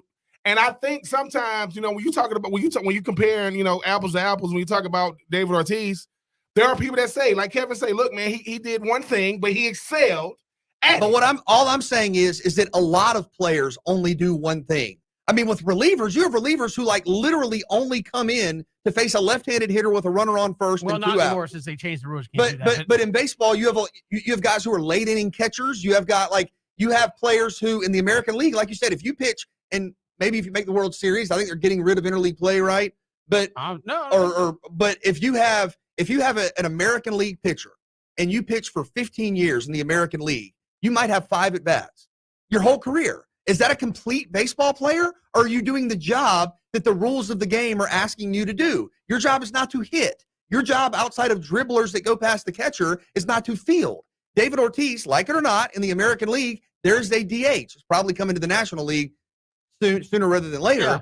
And in that role, he's one of the greatest ever. He has over 540 home runs. He played in 85 postseason games and won 3 World Series championships, including perhaps being the most clutch and most important player for a team winning its first championship in 100 years. And I think that would be the more important body of work that people look at when evaluating him for the Hall of Fame, certainly is what you did in the postseason. I think that does carry a lot of weight.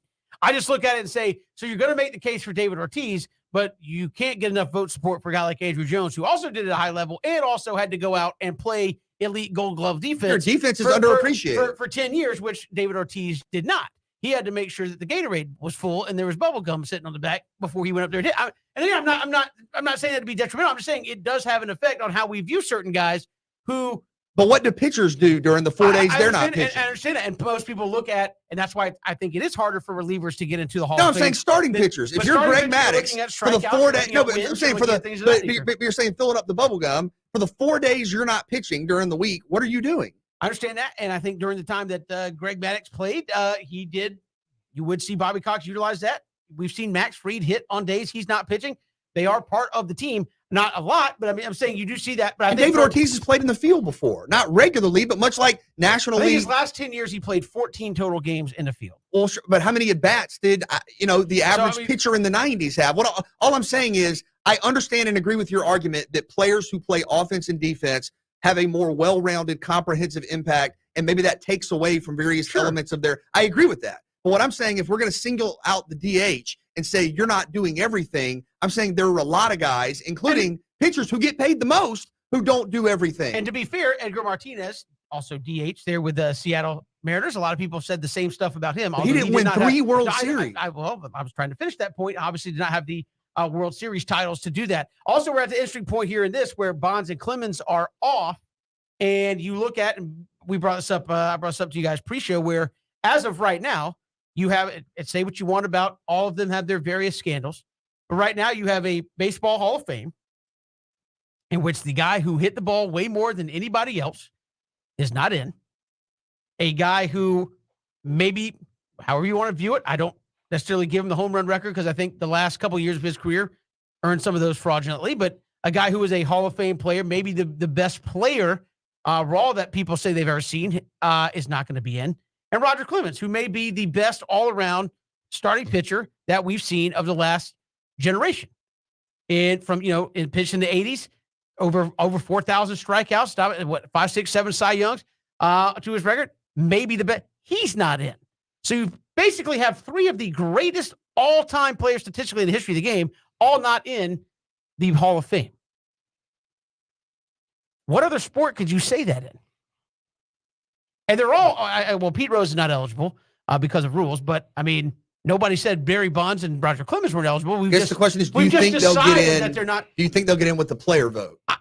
I think the Veterans Committee, after some time, will allow them to get in. And again, their vote totals were going up. You just hadn't reached that 75%.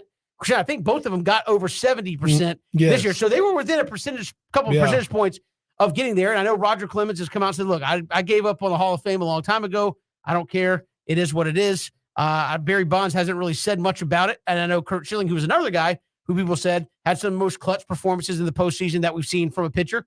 He's not in. It kind of said, look, just take my name off the ballot. And so I think we've seen great players potentially not get in. And we talked about this off the air yesterday. Are we to the point where, I mean, are we, is it the totality? And again, the writers, I've seen people say, well, they don't give us a lot of clarity on how we're supposed to judge these things. Are we looking at the cheating and saying, well, everybody did it, so they were juice batters going against juice pitchers? Do we look at it and say they were Hall of Famers anyway, which I think Roger Clemens and Barry Bonds were Hall of Famers without the juice? Or do we look at it and say, well, they cheated the game? And if that's the case, there's plenty of guys who have been in the Hall of Fame who cheated the game and still were able to get in there. So there is that dichotomy on how people vote. And I think there hasn't been a lot of clarity on that. But it is interesting that 3 of the best players that potentially you've seen in baseball statistically in the last 30, 40 years all would not be in. Well, let me ask you this, I mean, because you played at the highest level. I mean, could you see, hey, you cheated, we know you cheated, you're still in the Hall of Fame, you were still great, or do you think it's fair to hold people out over that? I don't know. It's a slippery slope with me because I think sometimes too, I think about how many guys that have vote that really want to vote them in. And then, let's face it, we live in a majority like Strickland world. You afraid to be that one because I don't know if they can see like you can make your vote public for the Hall of Fame. And I think too is this. It's like you said, Kevin. I said, okay, I could get it if like nobody has ever gotten in that was quote cheated. I can get that. Like we don't just do that, but you have, right? And then what's gonna come down the line is what if you have other guys that come up and just say it wasn't steroids, but it was some. They had some type of Houston Astros are the next big exactly. So you got a bunch of like because when you think about the MLB, it is kind of fickle. Like what really happened to the Astros? Nothing. Like nothing really happened. I'm saying, to them. But if you're voting in whenever he decides to quit playing, and 5 years after that, Jose Altuve, exactly. Are you not voting for him? But even this year, to your point about the consistency, and again, I don't know the exact, but some baseball writers have said, well, so we're voting against these guys, but David Ortiz at least had some sort of, I guess, a test for something. Right, we don't know the details of. So I guess some people have said, you're going to do it, you got to be consistent one way or the other. I do look at it. It makes the MLB look fraudulent because, like you said, Kevin, it's not as if this wasn't going on. I said this before. I cannot condone something, but still respect the career. Like no one condones cheating. I played with guys that quote cheated in the NFL. I can still respect their game, and if they came up, I'll say, well, on the field, like did they do it on the field? Yeah. Did they do some things off the field that I don't necessarily agree with? No. But the body of work. Yes, they deserve to be in the Hall of Fame. If Barry Bonds isn't a Hall of Famer, they don't exist. If Roger Clemens is not a Hall of Famer, they don't exist. Because you're going to say, well, no. Because you act as if the only reason why they got this is because they did it. That's not the only reason why they did it. Now, did Barry Bonds get much bigger and swole up as he got older? Yep. But at the same time, you can cheer for him, you can buy tickets, you can do all these things, but when it comes time for you to because I mean, the Hall of Fame is a validation of a career. That's saying, look, man, this is what I did.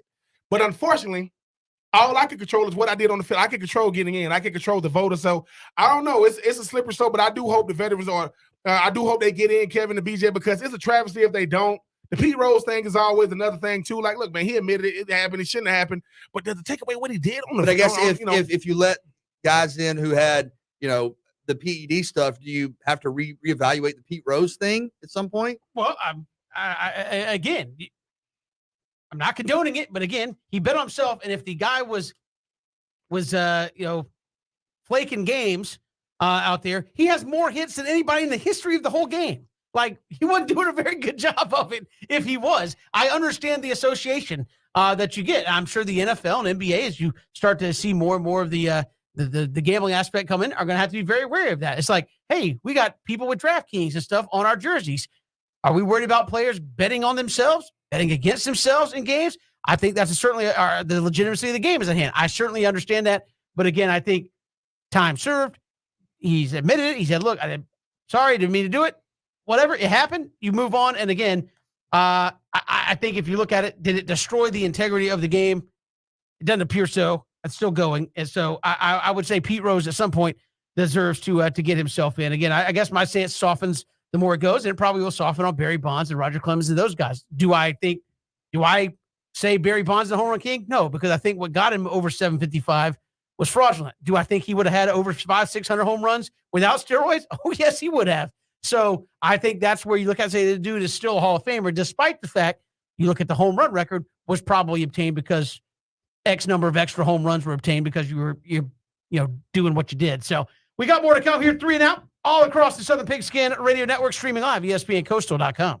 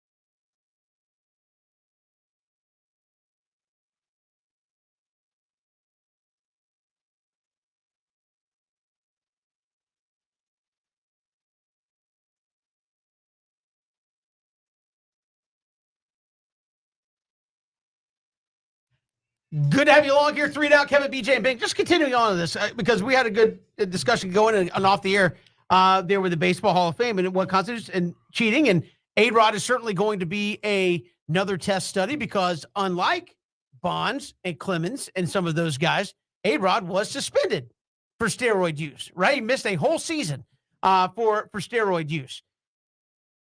What about Jose Altuve, another test case, the Houston Astros, who were called out for cheating in their World Series win?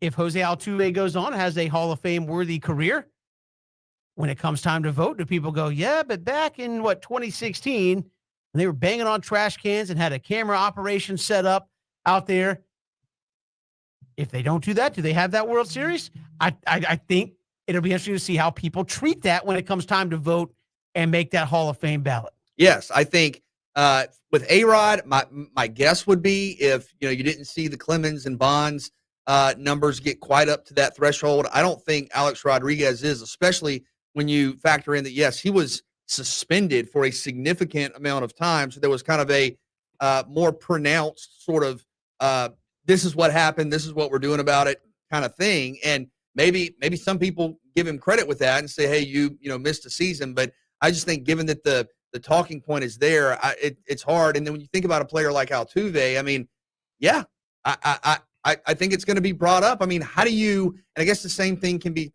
said for steroids, but how do you quantify, to go to the Bonds argument, okay, you already were one of the best players in the league. Mm-hmm. If this was happening, how do we quantify? It's hard, how do we know for a fact what, because, there's disputes with this did. How do we know for a fact what actually went down? Yeah. And then how do we know how that benefited you? Or is just the kind of allegation and the assumption and the news that we do have confirming what is known, is that enough to say, wait a second, you might not get the votes? And again, I guess you have to go a little bit off an assumption of this. And I guess the only other argument would be like, well, what about Tom Brady, who's doing it with kale shakes and carrot juice and all that kind of stuff? But I mean, who? But those aren't against the rules. I know, but I'm saying, but who is the best player in their sport at 40 years old? And I don't mean like they might be.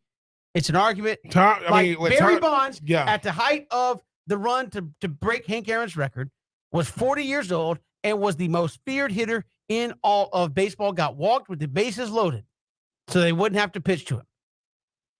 That has an impact on the game. And again, I think that is, was he a Hall of Famer without it? Yes. How many home runs? And as I've said before, guys who cheat and do steroids, things like that, if you are in Major League Baseball, you have elite hand-eye coordination. If you are a pitcher in Major League Baseball, you have elite hand-eye coordination. Does the steroids help you hit a ball 10 foot farther? Because you're going to hit baseballs. Does a steroid help you recover from that 95 pitch outing in less time? Does the steroids help you make more starts? Does the steroid help you play every day? Because, hey, I'm 40 years old. Game 120, I start feeling a little tired. But I'm taking roids, so I don't feel tired at all. I'm still out here blasting bombs in September like it's March and April. I think that is part of it that gets a lot of people, is that in no other sport are you the best player in the league. Michael Jordan came back. Was Michael Jordan the best player in the league at 40 years old? Nope. I mean, when Shaquille O'Neal, as big and dominant as he was he the best player in the league at 40 years old? Were his numbers at 40 better than his numbers at 28, 29? No, we've seen that time and time again in Major League Baseball. David Ortiz, his last year, led the American League, I think, in slugging percentage, on-base percentage, and he was 40 years old and then retired on that. You don't see that at a lot of sports where at the end of your career. But it's also not fair to just say in the prime of but it's your not career. fair to just say you're old, you're balling, you were doing something wrong. No, That's not fair. But the numbers correspond to that, because Ben can appreciate that. Ben, and again, anybody, if you saw Shannon Sharp last year in the league, let's just say he had more catches and more yards and more touchdowns than he'd had at any point in his career, would you be like, man, that dude's a freak? Or in the back of your mind, were you going, how is this guy having a career year, maybe the best tight end year in the league at 40 years old? That just doesn't happen. I'm not saying you have to prove that, but there's a large suspicion where you're bigger than you've ever been in your career. And with baseball, you can see it because there's no pads. You're bigger than you've ever been. You're putting up better numbers than you've ever put up in the history of your career, and you're 40 years old. That don't make sense. And I think that's what got a lot of people in that era because that just doesn't happen. You get worse as you get older, especially towards the end of your career. Doesn't mean you can't be a good ball player. You're certainly not the best in the league. Yeah, and that is a really, really good point, because the fact of the matter is, most athletes don't make it to 40.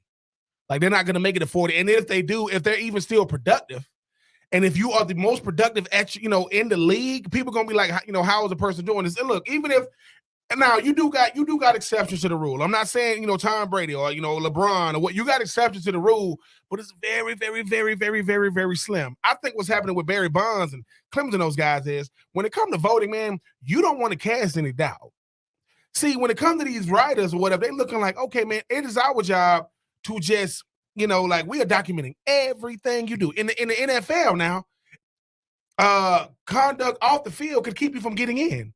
That's why T.O. didn't get in first ballot. The thing about the Hall of Fame is they're trying to do everything to not put you in. You got to make it so they're checking off all the boxes. You start having some red flags, they're not going to put you in. And I don't think it make them wrong or make them right. That's how anything, like, to me, that's what makes sports. People go, how do the people that quote didn't play the sport, how do they like impact it? Well, when it comes to the end of your career, they're the ones that validate it. Why? Because they document the whole thing. The same people you was asking questions to the whole time, they know everything about your career. Now, when you talk about steroids, we're not talking about widespread. It was a lot. Now, I don't know if everybody was doing it. Apparently, there was a lot of people doing it. I'm not saying it was. Yeah. Because think about this. You think about marijuana in the NFL. We judged the many on the few. It's very, very few guys get in trouble with marijuana, but they'll say it's a widespread problem. Well, is it? But when it comes to Barry Bonds and Clements, what they'll say is, dude, you guys are one of the greatest. Barry Bonds, you might be the greatest. But dude, like, it bothers me that you had to do this and you didn't have to do it. Clements, I know it go back to, because if I'm not mistaken, with the bloody that was Schilling with the bloody. I'm sorry, I get them. I just think that sometimes, Kevin and BJ, when you think about the Hall of Fame, you are the greatest of all time. You are cemented forever. These sports writers know if we put them in, there are other sports writers saying, y'all looking past what we knew about them. Now, Altuve is going to be interesting.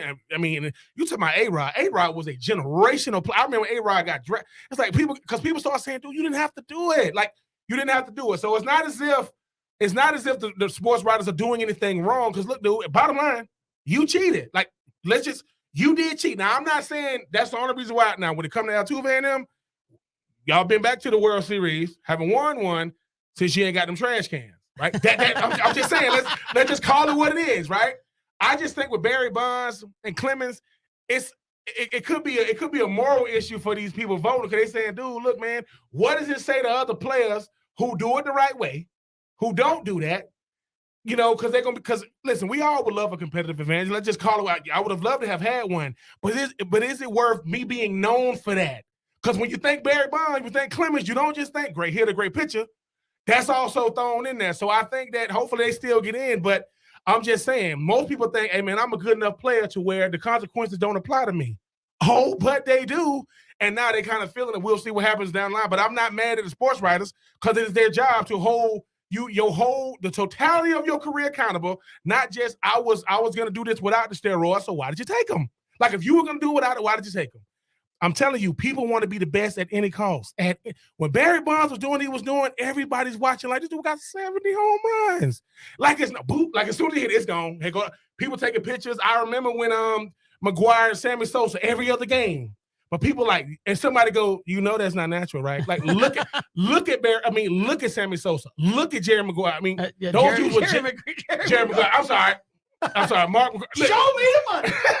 McGuire and Sosa. So because I played the sport, BJ, and I understand sometimes it's a slap in the face to the guys that did it the right way. Sometimes, like, dude, they did it the right way. And you were better than me, but do you add something to make you even more better than me? Like, you add, so I'm not mad at the sports writers, man. You put that's their job. People don't got to like it.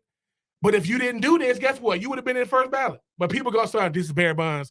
You know what I'm saying? I mean, for those who don't know, he also did this and did that. So you're right, Kevin. 40 years old with David Ortiz. I ain't never seen another, and I guarantee you, we're not going to see it again. Maybe not. And again, I think that's something we'll pay attention to as the years go on, as we follow baseball, and how the numbers kind of change over this kind of era of Major League Baseball. We got more to come. 3 and Out, Southern Pigskin Radio Network.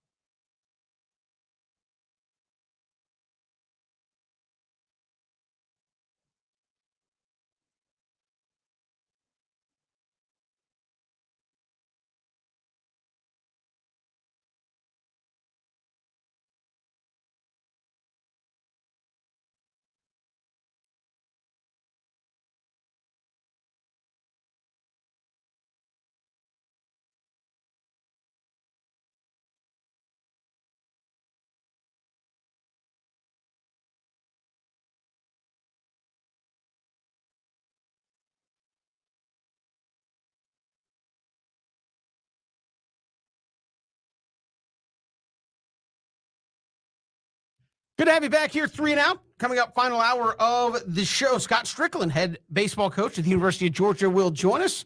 They're ranked 14th in the 2022 preseason poll, and the season starting there in mid-February. So right around the corner there for some college baseball, and Georgia back inside the top 15 here to start 2022. So he'll join us coming up in just a little bit. But fellas, before we hit the final hour, did want to give away a copy of Ben's book, Uncommon and Unfinished, the Ben Troop story, as written by B.J. Bennett. So we will give a copy away as we've done each week, and we'll do it leading up through the Super Bowl. So just a couple more weeks for you to win, and we will take caller number 4 right now, 912-342-7184, 912-342-7184, a signed copy of Ben's book, Uncommon and Unfinished. Caller 4 right now, 912-342-7184, or if you don't win one from us, bentroop84.com. You can go buy one there online right there. I mean, listen, I don't got to say nothing. Listen, Kevin out there getting it done. As he mentioned, listen, the fourth caller will get a signed copy of Uncommon and Unfinished, the Ben Troop story with B.J. Bennett, 912-342-7184. We really, really appreciate the love and support you guys have been giving us. I mean, no one ever thought, BJ, I didn't have any expectation when it was writing this book, and it has super set expectation. But listen, the fourth caller, 912-342-7184, you will get an autographed copy of Uncommon and Unfinished, the Ben Troop story, and BJ will be signing it as there you go. A little extra incentive for you to call. Call right now. Caller 4, 912-342-7184. Win your copy of Uncommon and Unfinished. And Scott Strickland will join us when we return.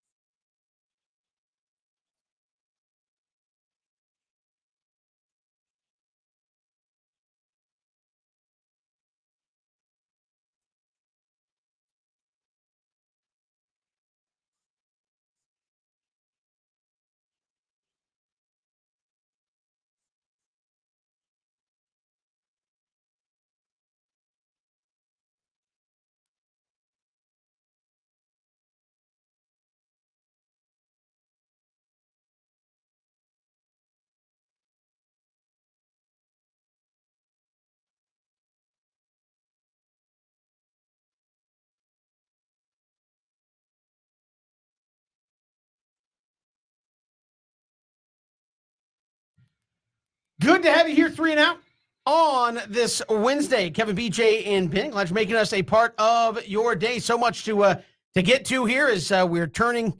Hopefully, we're getting out of this cold weather the next couple of weeks, and we're starting to look forward to some warmer weather, which means baseball on the horizon, college baseball on the horizon as well. University of Georgia ranked 14th in the most recent preseason poll that is out. Season starts February 18th versus Albany. Head coach of the University of Georgia Bulldogs, Scott Strickland, joins us here on 3 and Out. Coach, welcome to the show. How are you? I'm doing great. Thanks for having me, guys. Hey, obviously a fun time to be in Athens with all that's been happening over the last couple of weeks. And obviously you guys top 15 preseason. That's got to give you a lot of momentum as you're out there in the cold getting ready for the season to start knowing, hey, there's some people that expect an awful lot of us here in 2022.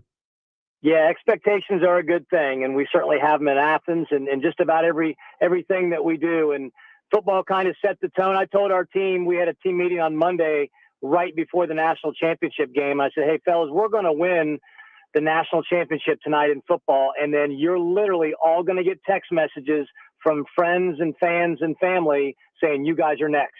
And the next day, everybody said it. That's what everyone's talking about, and we're excited. We got a good club, and like I said, we've got good expectations, and I think that's a really good thing. Coach, what are your goals? What are your priorities here for the preseason? Well, the priorities stay healthy, and that was last year kind of our downfall. I thought we had a very good year. We just missed the NCAA tournament, which was disappointing. We lost 5 pitchers along the way, and we just got to stay healthy. And I think every coach in every sport will say that. That's your priority. Get to opening day healthy and see what you got. But we've got a lot of depth, got a lot of experience. I think the biggest issue we're going to have is getting a consistent lineup and just being able to get everybody to contribute and everybody staying on board, because sometimes playing time can take away some focus from guys. So we need to make sure that we're all on the same page. We get there healthy and we battle as a team. Man, Coach, I know you mentioned that you said, Georgia was going to win the national championship, and they went out there and did it. Talk about your team being able to get those text messages. Can you build on that momentum, though? Because it's one thing, to have that momentum on campus saying this is what we want to do as a baseball squad, but when you know what's going on in Athens right now, can you use it as a motivator throughout the course of the year? Yeah, I don't think there's any question, and you can look at a lot of things that went on with our football team, the adversity went through, a walk-on quarterback leading us, and all those things. 41 years between championships. Georgia last won a national championship in baseball in 1990, so now we're looking at 31 years. So it's time. It can be done. Baseball, it's a crazy sport. It's the team that gets the hottest. Not always the best team. It's the team that gets hottest. I think we've got a really talented team. We've got a deep, experienced team, and we play well. We stay healthy. We get hot at the right time. I think we've got as good a chance as anybody to win a national championship. Scott Strickland, UGA head baseball coach, joining us here on 3 and Out. And you mentioned navigating the schedule. Certainly the SEC has got a reputation in just about every sport they trot out there. You're ranked 14th in the preseason poll, but there are 7 of you guys in the top 15 in the SEC. How tough is that Friday, Saturday, Sunday out in the SEC, knowing that, you could face a Jack Leiter, a Kumar Rocker, then you go out to Arkansas and Ole Miss, and you're talking about all these teams have Omaha aspirations. How tough is that week in and week out to compete in the SEC? Yeah, it's an absolute grind. Every single weekend's like a super regional weekend in this league, and you've got 10 straight weeks. I remember when I first got the job, the schedule wasn't set for 2014. They gave it to me in the summer of 2013. Here's your schedule. Here's the non-conference teams. And then it just had 30 straight SECs. I'm like, oh no. And that's when it really hit me, man. It's such a grind. It's so deep, this conference is. Every team, I think, is regional caliber, and every team could compete for national championships. So it's what makes the conference great. And there's no question it's the best conference in college baseball. And it is tough. It's challenging, but it's a lot of fun, too. Talk about some of the players who are going to be leaders for you coming up this season, some names that fans should know. Well, we got a ton of guys back from last year's team. And, the twins, Connor and Cole Tate, they've been with us forever. They're fifth-year seniors, and Connor's going to play most likely left field, and Cole will be our starting shortstop. Josh McAllister was our second baseman last year. We're going to move him over to third base. And, he was a guy that we thought we were going to lose in the draft, and fortunate enough to get him back. Ben Anderson will play center field. He's been there for the last 2 years for us. Cheney Rogers, another fifth-year senior, We'll play some first. We'll play some right field. We'll move him around a little bit. Our sophomores from last year, Corey Collins, Fernando Gonzalez, Parks Harbor, all had great freshman years. Now they're sophomores, and all three guys are going to be high draft picks as juniors. Just really, really talented. Those are the position players that we just feel like give us a ton of depth, a ton of experience. We've got a whole bunch of guys we could talk about, but those are the main guys that we have back from last year. And then the pitching staff, Jonathan Cannon, he'll be our Friday night starter. Again, we thought we were going to lose him in the draft. He was a draft-eligible sophomore, and he just made the decision. He drew a line in the sand and said, if I don't get drafted at this certain level, I'm coming back for my junior season. And here he is. He's back with us, and he'll be our Friday night starter with Liam Sullivan most likely going Saturday. Jaden Woods coming back, pitched out of the bullpen for us last year. Could start, could close. Jack Gowan from right down there in South Georgia. He's a Folkestone, Georgia kid. Could be the back-end closer. Just really excited about the experience and depth that we have on this team. Coach, you talk about the veterans, you talk about the experience, you talk about the depth. What do you think is going to be the strength of your team this season? Well, I do think it's that experience and depth. And you can't teach experience.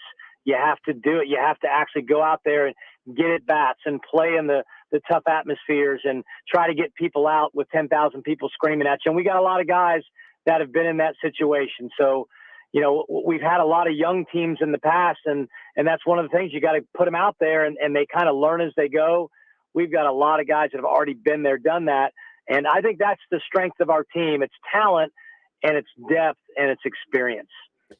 Hey, Coach, I guess to follow up with that, with Ben's question there, do you kind of feel like you're a team that can go out and slug with people, or are you going to be the type of team that has to go out there and pitch? I guess you could say in the SEC, it's going to start on the bump every night. If you can't pitch or if you get a bad performance, it's not going to go well. But do you feel like you're a team that could out-hit people and out-pitch people on any given night, or are you going to lean heavily on those guys on the mound, especially in SEC play? I really do think we have a lot of balance on both sides of the ball. I think that we've got a very deep pitching staff with a lot of talent, a lot of really great arms. But you look at our lineup 1 through 9, and we're going to go 13, 14, 15 deep position player-wise, guys that hit for power. The one thing that we won't do a ton of, we're not going to run a ton. We don't have a great deal of team speed. We got some guys that can steal a few bases here and there. But I really think that we're a team that can put some pressure on you. Defensively, we can hit some balls in the gap. We can hit some balls over the fence, and I think we're going to be a very good defensive team too. So I think we're really balanced. I think that there's going to be days that in this league you're going to have to win 2-1, but then there's going to be days you're going to have to win 10-9, and I think that we can do a little bit of both.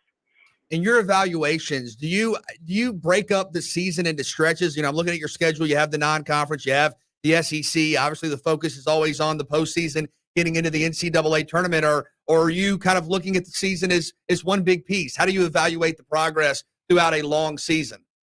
Well, I really don't break it up. When we talk to the team, I don't necessarily talk about preseason or postseason. I mean, every game counts. And, this first couple of weekends, we got to make sure that we get our pitch counts up with our pitchers, get everybody in there, get experience to get ready for Georgia Tech and then Georgia Southern. We play Georgia Tech weekend number 3, and then we got Georgia Southern Tuesday, Wednesday. So that arguably could be our toughest stretch of the season.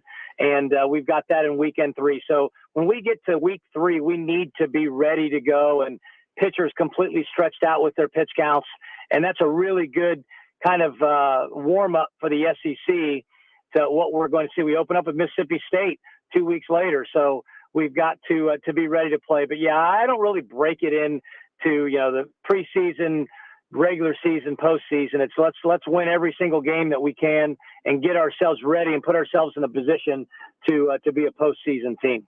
And Coach, I know we started off the interview talking about telling your players about what the Georgia Bulldog football team did with Stetson Bennett and those guys. And one thing that stood out about me about that team was the culture of that team. How much is the culture of your team this year is going to decide how far you guys go this year? It's huge. It's huge. You've got to have kids all on the same side of the rope, pulling in the same direction. And that's the challenge when you've got a deep team. And when you have that, you have to have guys buy into their roles. And not everyone's going to be the Friday night starter. Not everybody's going to hit in the 3-hole or play center field. You've got to accept your role. Doesn't mean you have to be happy with it, but you got to battle and compete to try to get more playing time, to try to get more innings on the mound, but support your teammates. And when you have that, you have a really good team culture. I think we have that right now. But, man, when that first lineup is posted on opening day and you can only put 9 guys in there and then a 10th pitcher, it's tough on the other guys that aren't playing. You got to make sure that everybody is ready to go, ready to compete and help your team out. Scott Strickland joining us here on 3 and Out. Coach, really appreciate the time. Best of luck to you in the upcoming season. Thanks so much. All right, guys. Thanks for having me. Appreciate it. He's the head baseball coach there at the University of Georgia. Scott Strickland joining us here on 3 and Out. And as we mentioned, they are ranked 14th in the preseason, 7 SEC teams in the top 14, BJ and Ben. So much like a lot of sports, like, hey, you got to come conference play time. You got to rise and shine. And it's no different than what you hear from, the Braves. Hey, if we get up in a series against Arkansas, you need to try to take 2 out of 3. You try to take 2 out of 3 and keep plugging and moving forward because the SEC, and as you said, the non-conference, Georgia Tech, top 20 program. Georgia Southern has been really good under Rodney Hennon. So some of the non-conference kind of series you've come up with aren't going to be any joke either. Yeah, and it's just crazy to think the Baseball America top 14, half is the SEC. Yeah. And, Vanderbilt has been a defining program. Arkansas, Mississippi State, Ole Miss, and you're Florida. Going to add Texas and Oklahoma. And I believe Texas is preseason number 1 for this year. So it's about to get worse. But SEC football, boy, SEC baseball is they are the dominant conference in the country, clearly. The one thing that stood out, Coach was saying, man, you got to accept your role, even if it's a lesser role. Sometimes you're not going to be able to get out there. And that's the hardest thing I think for any player to do is, look, man, are you a team player first or second? And accepting your role. Kevin, obviously, when you talk about baseball, you're not going to have the same role, game in and game out. But the quicker you can accept it and be ready when that role is called upon, it's going to decide, wins and losses. Yeah, team stay ready, right? That's what. Yes, sir. In every sport, that's what you got to be on. You got to be on team stay ready. We got more to come here. It's 3 and Out all across the Southern Pigskin Radio Network.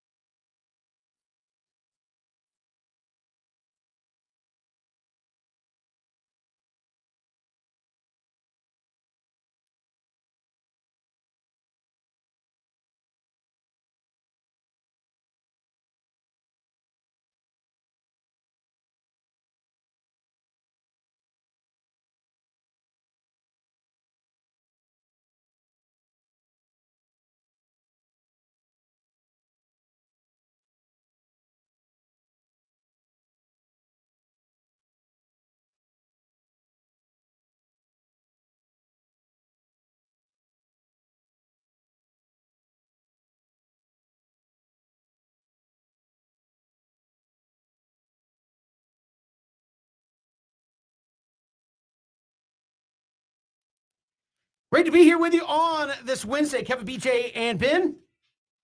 A lot of talk around the Jacksonville Jaguar coaching position. Could it be Matt Eberflus? Could it be Byron Leftwich? Eberflus, the defensive coordinator there with the Indianapolis Colts. Byron Leftwich, Bucs offensive coordinator. Obviously, they're working with Tom Brady in Jacksonville, according to Adam Schefter.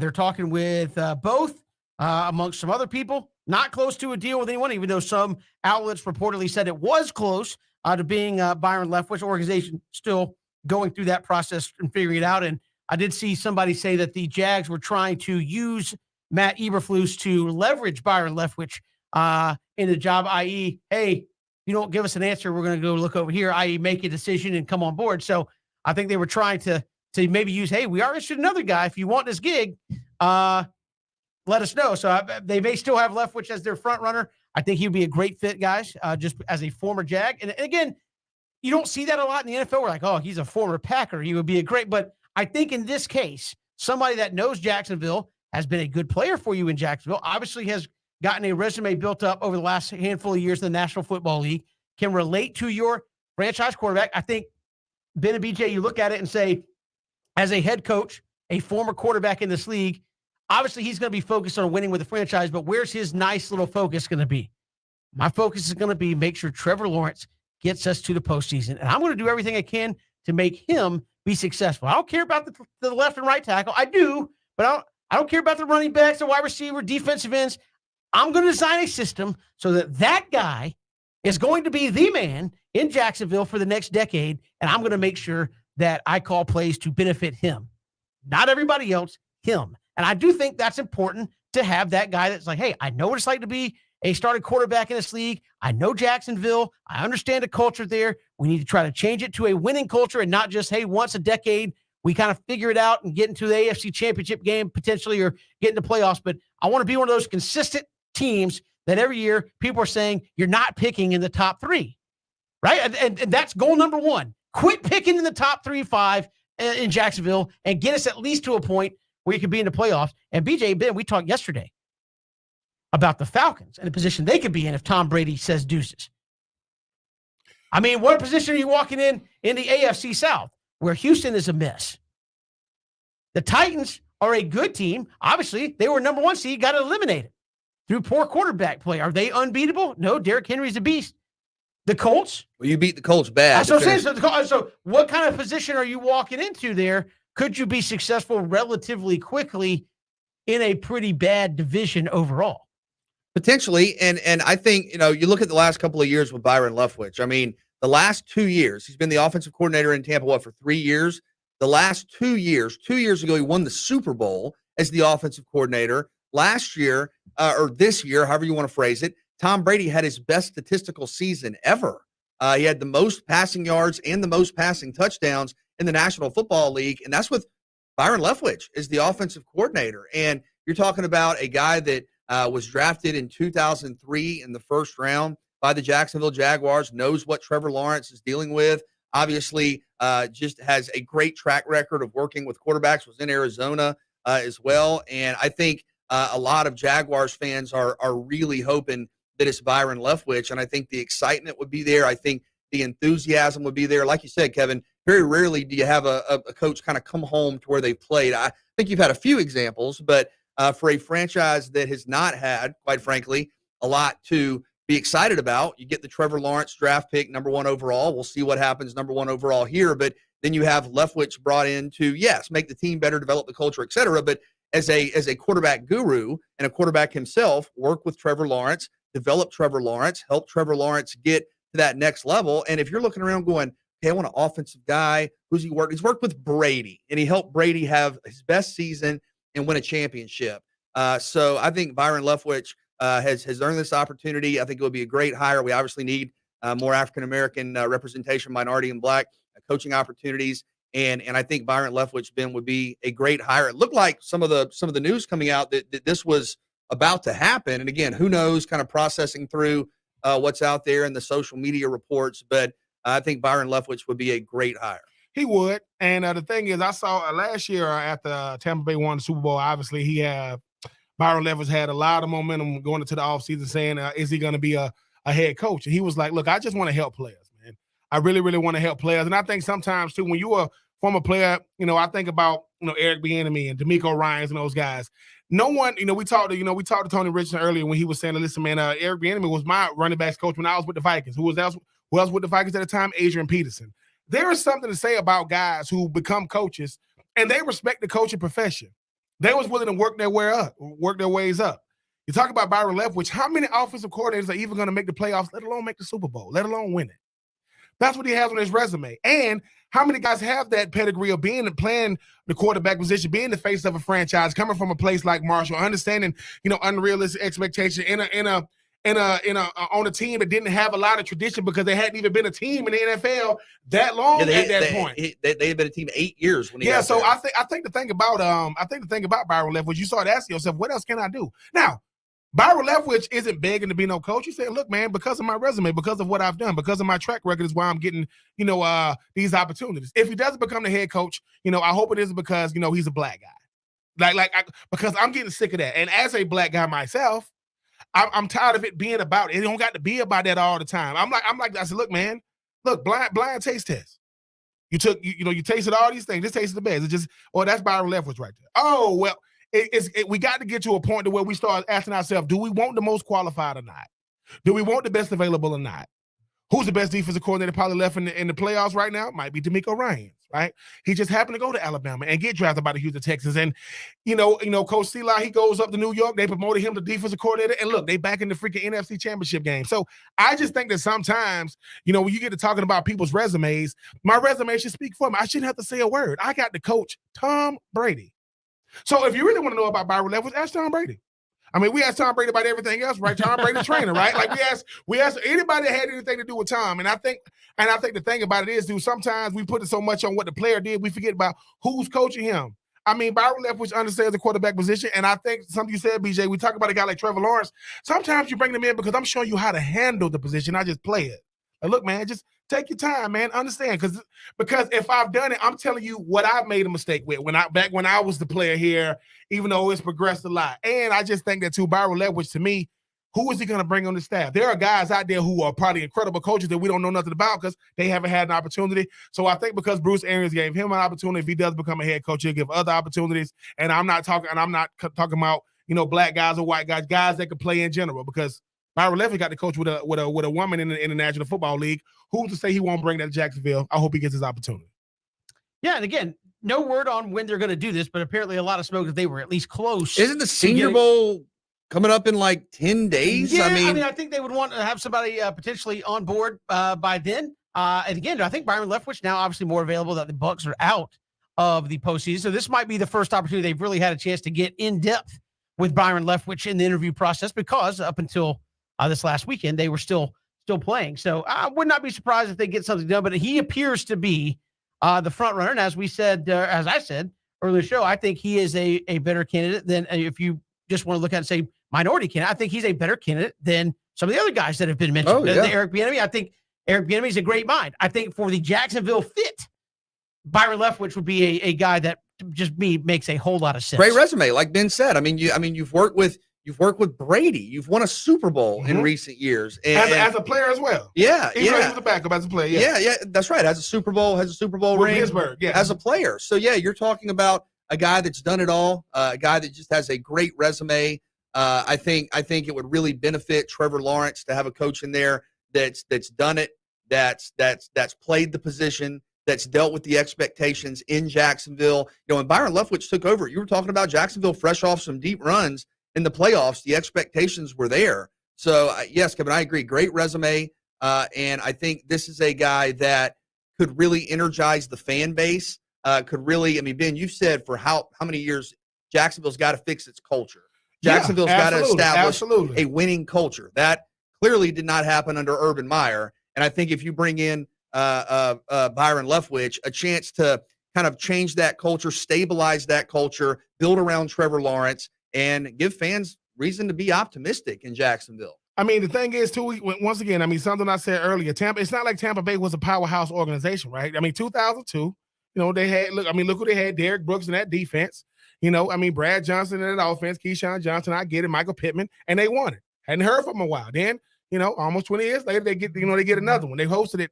And I always look at the coaching staff, not just the head coach. Who did he put around him? Out of everybody he could have when they got to run his offense, he wanted Byron Leftwich. He could have got anybody. He wanted Byron Leftwich. And it proved dividends. Bruce Arians, I'm sorry. How many Super Bowls did he have before last year? That would be 0. So these guys are attached to the hip forever. I think that at the end of the day, Byron Leftwich will be a home run hire for Jacksonville. And it's bigger than just the wins and the losses, man. You want to give these players the best coach to, one, resonate with them as who they are as people, help them become the best players, and then hopefully that'll translate to some wins on the field. And again, we'll see what Jacksonville decides to do. We've been hunting around BJ because that report came out, and I think some said, hey, they were close. Then Adam Schefter said, no, they're not close. And we've been trying to see some kind of follow-up to that. Nobody's really. You would assume they're close to something. I mean, you can't just let this go on and on for too terribly long. You said the Senior Bowl, you kind of send your personnel there to scout. Well, you want to have your draft team. You want to have at least who you want they're evaluating at the Senior Bowl. Some of the other stuff probably not as important, but the Senior Bowl, you'd like to at least have a head coach there working with your scouting department saying, this is what I'm looking to do. This is the kind of players I'm looking for. This is what we're looking for out here in practices on the field from some of these guys to help us find a player. So again, I would think Jacksonville would do this relatively soon when it's all said and done. So maybe the next couple of days you get something done. I think, as you said, BJ, kind of candidly, the NFL would kind of frown upon that if Saturday, Sunday, you came out and said, hey, we hired Byron Leftwich. Not that it's the biggest earth-shattering news, but typically the NFL is like, don't break news while we're trying to put the playoffs on, right? Don't take away from the 2 games. Saturday right before the game. Yeah. Don't say we hired a head coach while we're putting on the conference championship games, because we want the conference championship games to be the story of the weekend. And then you can do it much like the Super Bowl. Yes. You don't break news the week of the Super Bowl, right? Yep. Nobody breaks news. That's another good point. The week of the Super Bowl, right? Because it's the Super Bowl, and that is the thing the league wants to put out there. If you want to break news, Monday after the Super Bowl is a great time to do it. Not the day of the Super Bowl, not the week of the Super Bowl. We're hyping up the biggest thing. So I think Jacksonville will get something done here relatively soon. We got so much more to get to here on this Wednesday. If you missed it earlier, had a great conversation with Tony Richardson, former Kansas City Chief. We'll hear from him if you missed that from way back in the first hour as Kansas City. What a story they continue to be here in the National Football League. And is that kind of the new dynasty in the making potentially there in Kansas City? We'll hear from Tony Richardson when we return. Hit us up on Twitter at Pigskin Radio. We're streaming live, ESPNCoastal.com on your mobile device with the ESPN app. Don't go anywhere. More to come. 3 and Out all across the Southern Pigskin Radio Network. Tony Richardson joining us next here on the show.